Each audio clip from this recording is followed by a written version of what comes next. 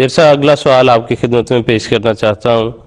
یاس صاحب نے کینیڈا سے ہمیں یہ سوال بھیجا ہے. پچھلے ایک دو پروگراموں میں بھی ان کے بعد سوالات ہم نے شامل کیے تھے. یاس صاحب نے سوال پوچھا ہے سورہ نساء کی آیت نمبر 36 کے حوالے سے، جس میں آئلی معاملات میں اختلاف ہو جانے کی صورت میں حکم کے مقرر کرنے کا ارشاد ہے. وہ پوچھنا چاہتے ہیں کہ حکم کا تقرر کب اور کن حالات میں اور کن اغراض کے لیے ہوتا ہے. ایاز صاحب نے اپنا بھی کچھ نقطہ نظر جو ہے اس حوالے سے بیان کیا. ایاز صاحب اس تفصیل میں جائے بغیر ہم جو عمومی اس کی تصویر ہے اس کے متعلق گفتگو کریں گے اور ظہیر صاحب سے پوچھیں گے کہ کیا اس سے غرض ہے اور کن حالات میں یہ ہوتا ہے. فقہی اصطلاح میں اس کام کو تحکیم کہا جاتا ہے، اور سورۃ النساء کی آیت 36 کا جو انہوں نے حوالہ دیا ہے اس کے الفاظ یہ ہیں. اللہ تعالیٰ فرماتا ہے وَإِنْ خِفْتُمْ شِقَاقَ بَيْنِهِمَا فَابْعَثُوا حَكَمًا مِّنْ أَهْلِهِ وَحَكَمًا مِّنْ أَهْلِهَا إِنْ يُرِيدَا إِصْلَاحًا يُوَفِّقِ اللَّهُ بَيْنَهُمَا إِنَّ اللَّهَ كَانَ عَلِيمًا خَبِيرًا. اور اس کا ترجمہ یوں ہے،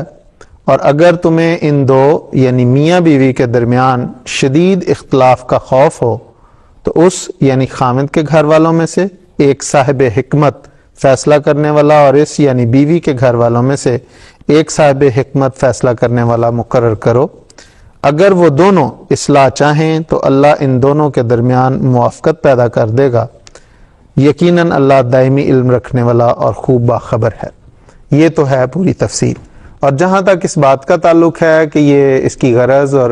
کب ہے، تو غرض اس کی یہ ہے کہ جب میاں بیوی کے درمیان اختلاف پیدا ہو جائے اور جو قرآن کریم نے ان دونوں میاں بیوی کو اپنے معاملات خود طے کرنے کا جو نصائح فرمائیں، جو طریق بتائے، ان طریق کو اختیار کرنے کے بعد بھی انہیں کامیابی جب نہ ہو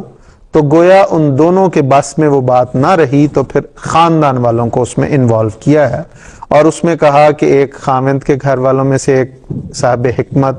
دانا شخص لے لیا جائے اور ایک عورت کے گھر والوں میں سے صاحب حکمت اور دانا شخص لے کے ان دونوں کو سمجھائیں. اور غرض اس کی یہ ہے کہ تا یہ جو رشتہ قائم ہوا ہے اس کو ٹوٹنے سے بچایا جائے. اور یہی غرض میاں بیوی کی بھی ہو اور یہی غرض ان جو مقرر کیے گئے ہیں حکمین ان کی بھی یہی غرض ہونی چاہیے، اور نہ یہ کہ وہ اپنے اپنے فریق کی وکالت کریں اور دوسرے کے ساتھ جھگڑے کریں، بلکہ غرض یہ ہے کہ اگر وہ دیکھتے ہیں کہ ان کے فریق میں کوئی گڑبڑ ہے، کوئی غلطی ہے، کوئی کوتاہی ہے، تو اس کو سمجھائیں اور دوسرے کو بھی اس کے متعلق آگاہ کریں اور دونوں مل کے یہ طے کریں کہ ان کو کس طرح اس گھر کو ٹوٹنے سے بچایا جا سکتا ہے. اس میں یہ جو آیت کے آخر میں ہے ان یریدا اصلاحا، اس کے متعلق مفسرین کہتے ہیں کہ دونوں باتیں اس میں ہیں کہ وہ اگر وہ حکمین اگر خلوص نیت کے ساتھ تقوی کے ساتھ ان کے درمیان اصلاح کی کوشش کریں گے تو یقیناً اللہ تعالیٰ بھی ان کی اس اصلاح میں موافقت پیدا کر دے گا. اور دوسرا یہ ہے کہ اس سے مراد خود میاں بیوی بھی ہیں کہ اگر انہیں خدا تعالیٰ کا خوف اور تقوی ہے اور اسی تقوی اور خدا تعالیٰ کے خوف کی بنا پہ وہ اس حکمین کی کارروائی کر رہے ہیں تو یقیناً اللہ تعالیٰ بھی اس کو پھر اچھی نظر سے دیکھتا ہے اور ان میں کے درمیان توفیق انہیں دے دیتا ہے اصلاح کی. تو یہ ہے اس کی غرض. لیکن یہ بات ہمیشہ مد نظر رہنا چاہیے کہ یہ ایک اصلاحی تدبیر ہے، اس کی ایک کوشش ہے جو اس رشتے کو ٹوٹنے سے بچانے کے لیے کی جاتی ہے. لیکن اگر اس کے بغیر کوئی شخص طلاق دے دیتا ہے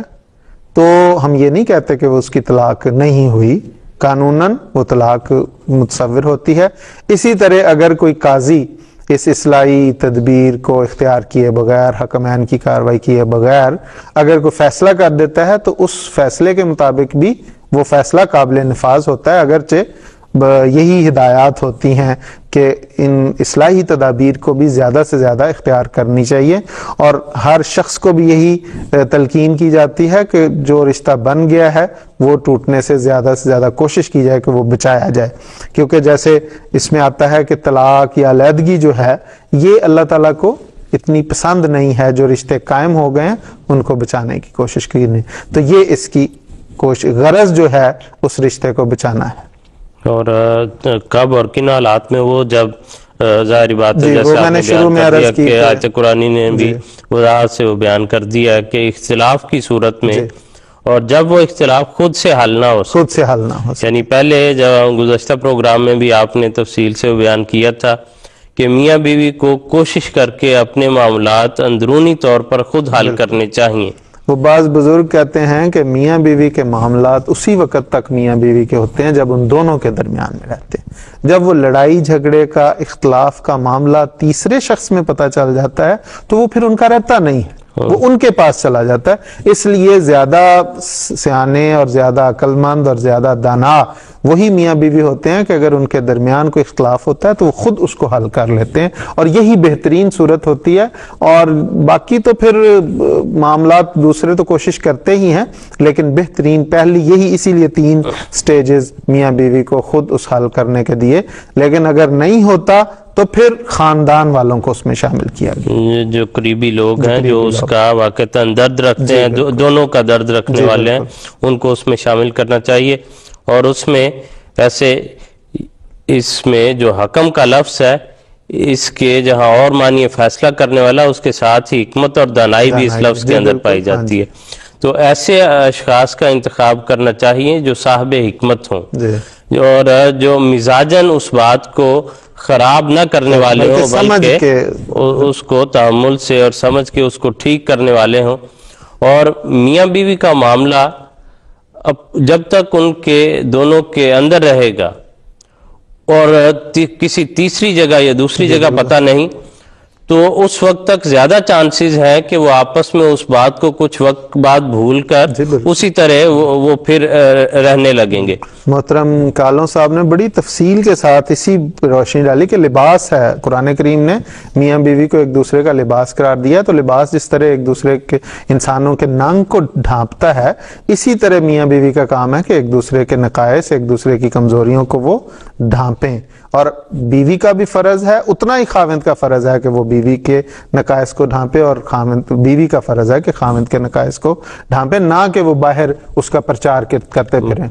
بلکہ جہاں وہ لباس کا ذکر ہوتا ہے کہ ایک تو وہ اس کو ڈھانپتے ہیں، دوسرا لباس جو ہے وہ زینت کا ذریعہ بھی ہے۔ بالکل درست۔ تو نہ صرف یہ کہ غلطیوں کو چھپانا چاہیے، بلکہ جو اچھی باتیں ہیں، ایک دوسرے کی عزت اپنے آپ میں بھی اور دوسروں کے سامنے بھی اپنا جو ساتھی ہے اس کی عزت قائم کرنے کی کوشش کرنی چاہیے۔ لباس کا حکم اور اس کا مقصد اور اس کا فلسفہ تبھی پورا ہو سکے گا۔ اور اگر دوسروں کے سامنے وہ باتیں بیان کریں گے تو پھر آپ کو خود بھی وہ سنبھالنا مشکل ہو جائے گا۔ وہ ہر فریق جو ہے اس کو ایک اپنی اپنی لڑائی کے طور پر لڑنا شروع کر دے گا آپ کے نام کے ساتھ، اور اس میں ان کا اپنے بعض دفعہ غصے اور گلے اور شکوے بھی شامل ہوتے ہیں اور اغراض شامل ہوتی ہیں۔ تو اس لیے زیادہ مناسب یہی بات ہے کہ جس حد تک ممکن ہو آپس میں وہ بات جو ہے اس کو طے کر لینا چاہیے اور ایسے اختلافات سے بچنا چاہیے، اور اگر ضرورت پڑے تو کم سے کم لوگ اور جو صاحب حکمت اور موزوں شخص ہو اس کو شامل کر کے، تو لیکن ان کو پھر جب حکم آئے تو ان کو ضرور سچائی کے ساتھ پوری بات وضاحت سے بتانی چاہیے، تاکہ وہ معاملے کو صحیح رنگ میں اور صحیح نہج پر اس کے اچھے انجام تک پہنچا سکیں اور معاملہ رفع دفع ہو کر پھر وہ خوشی سے ان قدرتوں کو بھلا کر جو ہے اپنی زندگی آرام سے گزار سکیں۔